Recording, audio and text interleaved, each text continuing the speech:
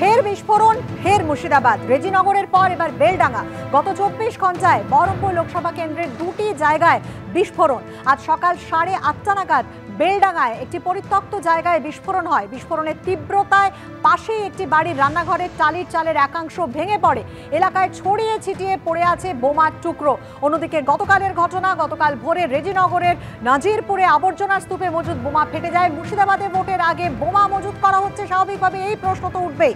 কথা বলবো আমাদের প্রতিনিধি রাজীব চৌধুরীর সঙ্গে। রাজীব, গতকালের পর আজ আবার সেই বোমা বিস্ফোরণ ঘটলো সেই মুর্শিদাবাদের। কি জানা যাচ্ছে ঠিক কারা মজুদ করেছিল এই বোমা? এখনো পর্যন্ত পুলিশের হাতে কি তথ্য আসছে?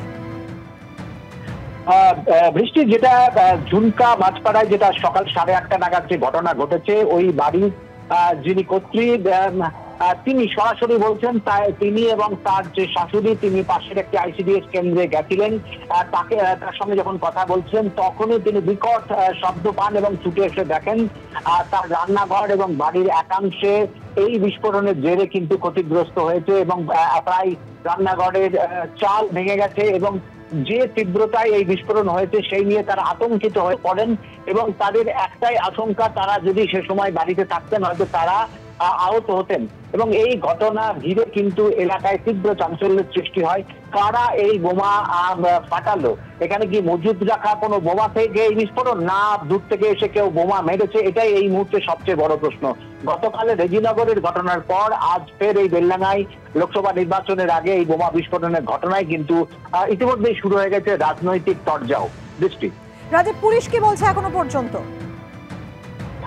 পুলিশ ইতিমধ্যেই ঘটনাস্থলে গেছে এবং তারা স্থানীয় মানুষজনের সঙ্গে জিজ্ঞাসাবাদ করে জানার চেষ্টা করছে ওখানে বোমা মজুদ রাখা হয়েছিল না বাইরে থেকে কেউ ফাঁকা বাড়িতে ওখানে বোমাটা ছুড়েছে, তারপরে বিস্ফোরণ ঘটেছে। সেটা পুলিশ এই মুহূর্তে তাদের স্থানীয় মানুষজনের সঙ্গে কথা বলে জানার চেষ্টা করছে এবং পুলিশ সাধারণ মানুষ এবং বাড়ির লোকজনের সঙ্গে একেবারে। রাজীব, এই বিস্ফোরণের তীব্রতা নাকি এতটাই ছিল যে পাশে একটি বাড়ির রান্নাঘরের টালির চালের একাংশ ভেঙে পড়ে।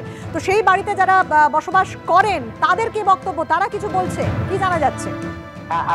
তারা যেটা বলছেন, সেই সময় সকালবেলায় তিনি পাশের যে আইসিডিএস কেন্দ্র ছিল সেই আইসিডিএস কেন্দ্রে গেছেন এবং সেখানে তিনি যখন তাদের সঙ্গে কথা বলছেন সেই সময় এই বিস্ফোরণটা হয়।